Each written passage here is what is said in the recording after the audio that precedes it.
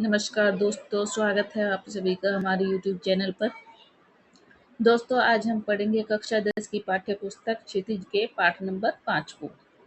इसमें सूर्यकांत त्रिपाठी निराला जी की 2 कविताएं लगी हुई हैं। पहले हम निराला जी के जीवन परिचय से अवगत होंगे, उसके बाद हम इनकी कविताओं की व्याख्या करेंगे। तो सूर्यकांत त्रिपाठी निराला जी का जन्म हुआ है बंगाल के महिषादल में सन 1899 में। वे मूलतः गढ़ाकोला, जिला उन्नाव के उत्तर प्रदेश के निवासी थे। निराला की औपचारिक शिक्षा 9वीं तक महिषादल में ही हुई। उन्होंने स्वाध्याय का अर्थ होता है अपने स्वयं के ही अध्याय के द्वारा संस्कृत, बांग्ला और अंग्रेजी का ज्ञान अर्जित किया। वे संगीत और दर्शन शास्त्र के भी गहरे अध्येता थे, मतलब संगीत और दर्शन शास्त्र के गहरे विद्वान थे। अच्छा ज्ञान था इन दोनों विषयों के बारे में उन्हें। रामकृष्ण परमहंस और विवेकानंद इनकी विचारधारा से ये प्रभावित थे। निराला जी इन दोनों की विचारधारा से प्रभावित थे। निराला का पारिवारिक जीवन दुखों और संघर्षों से भरा हुआ था। आत्मीय जनों के असामयिक निधन ने उन्हें भीतर से तोड़ दिया था। इनकी जो पत्नी थी वह प्रसव पीड़ा के दौरान ही चल बसी थी। इसके बाद इनकी पुत्री, जिस पर इन्होंने एक कविता भी लिखी है, सरोज, वह भी बहुत ही अल्पायु में मृत्यु को प्राप्त हो गई थी। तो असामयिक जो इनके परिवारजनों की मृत्यु हुई थी, उसने भी इन्हें अंदर से तोड़कर खोखला कर दिया था। साहित्यिक मोर्चे पर भी उन्होंने अनवरत संघर्षों का सामना किया। इनकी जो शुरुआती कविताएं थी वह छपने में बहुत ज़्यादा इन्हें छपवाने में परेशानियों का झेलना पड़ा। जैसे जूही की कली इनकी कविता है, उसे महावीर प्रसाद द्विवेदी जी ने छापने से ही इनकार कर दिया था, उस पर अश्लीलता का आरोप लगा था। तो सन 1961 ईस्वी में इनका देहांत हो गया कुल 62 साल की आयु में। 1899 में इनका जन्म है और 1961 में इनकी मृत्यु हो गई। इनकी प्रमुख कविताएं हैं अनामिका, जो इनके काव्य संग्रह हैं, अनामिका, परिमल, गीतिका, कुकुरमुत्ता और नए पत्ते। उपन्यास, कहानी और आलोचना निबंध लेखन में भी इनकी ख्याति अविस्मरणीय है। निराला रचनावली के 8 खंडों में इनका संपूर्ण साहित्य प्रकाशित है। जो इनका साहित्य है संपूर्ण, जितना भी इन्होंने लिखा है, वह निराला रचनावली के नाम से 8 खंडों में प्रकाशित हुआ है। निराला विस्तृत सरोकारों के कवि हैं। दार्शनिकता, विद्रोह, क्रांति, प्रेम की तरलता और प्रकृति का विराट तथा उदात्त चित्र इनकी रचनाओं में उपस्थित है। इनके विद्रोही स्वभाव ने कविता के भाव जगत और शिल्प जगत में नए प्रयोगों को संभव किया। जो एक मुख्य छंद की अवधारणा है, वह भी निराला जी की ही देन है। शोषित, उपेक्षित, पीड़ित और प्रताड़ित जन के प्रति उनकी कविता में जहाँ गहरी सहानुभूति का भाव मिलता है, वहीं शोषक वर्ग के प्रति और सत्ता के प्रति प्रचंड प्रतिकार का भाव भी इनकी कविताओं में देखा जा सकता है। जैसे इनकी एक कविता है कुकुरमुत्ता।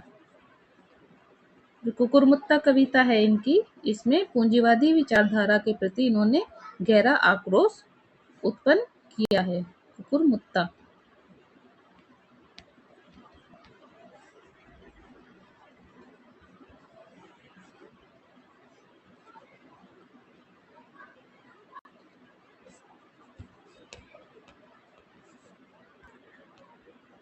यहाँ इनकी कविताओं की जो विषय हैं उनके बारे में थोड़ी सी व्याख्या की गई है। जैसे उत्साह नामक इनकी कविता है, यह एक आवाहन गीत है जो बादलों को समर्पित है। बादल निराला का प्रिय विषय है। बादल विषय पर इन्होंने बहुत कविताएं की हैं। जैसे बादल को घिरते देखा है, एक कविता बड़ी प्रसिद्ध है इनकी। कविता में बादल एक तरफ पीड़ित प्यासे जन की आकांक्षा को पूरा करने वाला है, तो दूसरी तरफ वे ही बादल नई कल्पना और नए अंकुर के लिए विध्वंस, विप्लव और क्रांति चेतना को संभव करने वाला भी है। कवि जीवन को व्यापक और समग्र दृष्टि से देखता है। कविता में ललित कल्पना और क्रांति चेतना दोनों हैं। सामाजिक क्रांति या बदलाव में साहित्य की भूमिका महत्वपूर्ण होती है। जो साहित्य है वह महत्वपूर्ण भूमिका निभाता है। कोई भी सामाजिक क्रांति जो होती है या फिर कोई सामाजिक बदलाव आता है उसमें साहित्य का बहुत बड़ा रोल होता है। निराला इसे नवजीवन और नूतन कविता के संदर्भों में देखते हैं। दूसरी कविता है अट नहीं रही है। इस कविता में फागुन की मादकता को प्रकट किया गया है। कवि फागुन की सर्वव्यापक सुंदरता को अनेक संदर्भों में देखता है। जब मन प्रसन्न हो तो हर तरफ फागुन का ही सौंदर्य और उल्लास दिखाई पड़ता है। सुंदर शब्दों के चयन, लय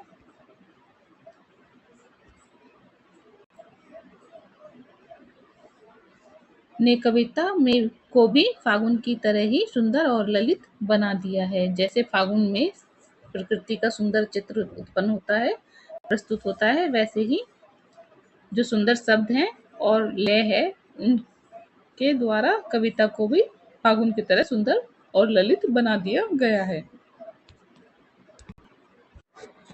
तो इनकी पहली जो कविता लगी हुई है वह है उत्साह।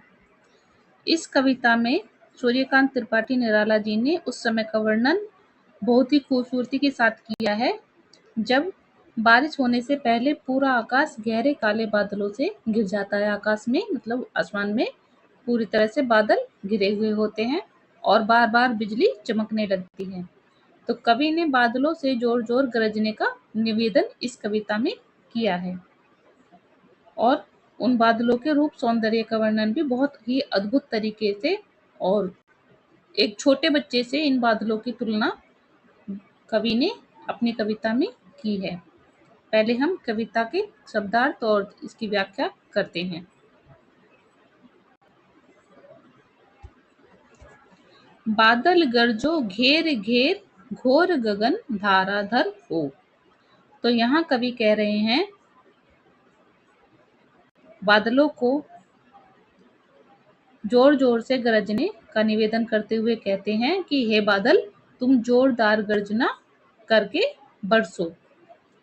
घेर घेर का अर्थ है चारों तरफ से घेर लेना पूरी तरह से। तो इस गगन को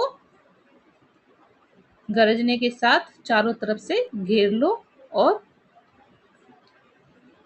पूरी तरह से आकाश में भयानक रूप से छा जाओ। फिर जोरदार तरीके से बरसो। धाराधर मतलब बादल। ओ बादलों फिर जोरदार तरीके से बरस जाओ। ललित ललित काले घुंघराले।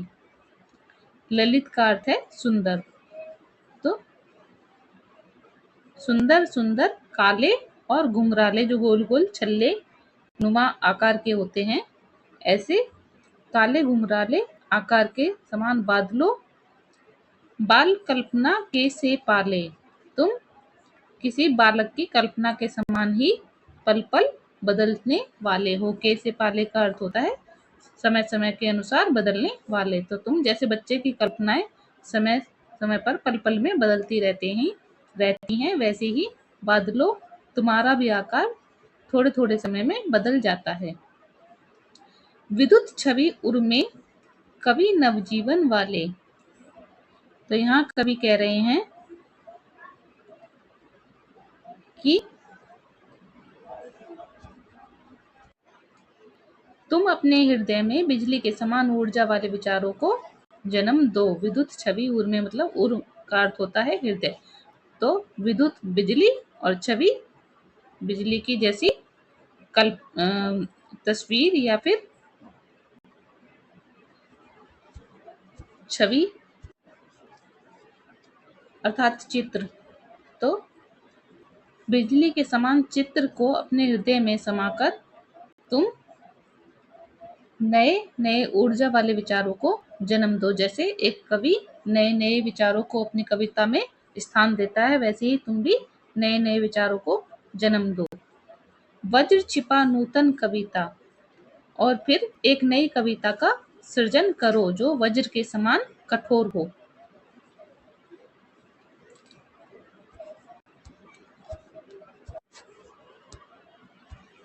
फिर भर दो बादल गरजो, ऐसी ही नई ऊर्जा हे बादलो, तुम इस पुराने जगत में फिर से भर दो बादलो गरजो। विकल विकल उन्मन थे उन्मन,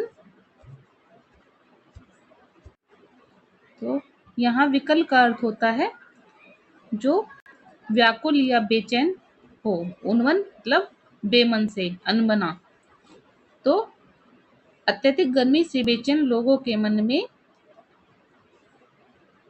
जो स्थिति होती है उसका वर्णन करते हुए कवि कहते हैं कि संसार के सभी लोग गर्मी के कारण बेहाल है, उनका मन कहीं भी टिक नहीं रहा है।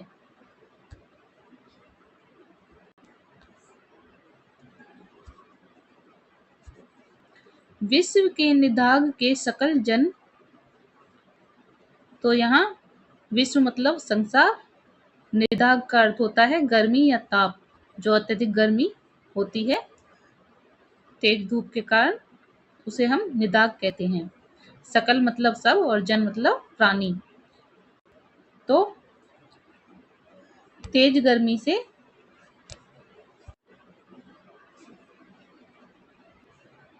संसार के सभी लोग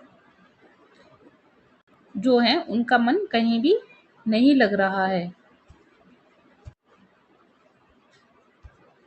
आए अज्ञात दिशा से अनंत के घन, तप्त धरा जल से फिर से शीतल कर दो बादल गरजो। तो यहाँ कवि कह रहे हैं कि अज्ञात दिशा से आए हुए और पूरे आकाश पर छाए हुए घने काले बादलों, तुम घनघोर वर्षा कर तपती हुई धरती को फिर से शीतल कर दो। तप्त धरा मतलब जो, तप्त मतलब गर्म, धरा मतलब पृथ्वी, जो गर्म पृथ्वी है उसे जल से फिर से शीतल कर दो, अपने बरस के जो जल गिरेगा उससे फिर से शीतल कर दो। बादल गरजो, हे बादलों तुम गरजो और शीतल जल की वर्षा करके इस गर्म पृथ्वी को फिर से ठंडी कर दो।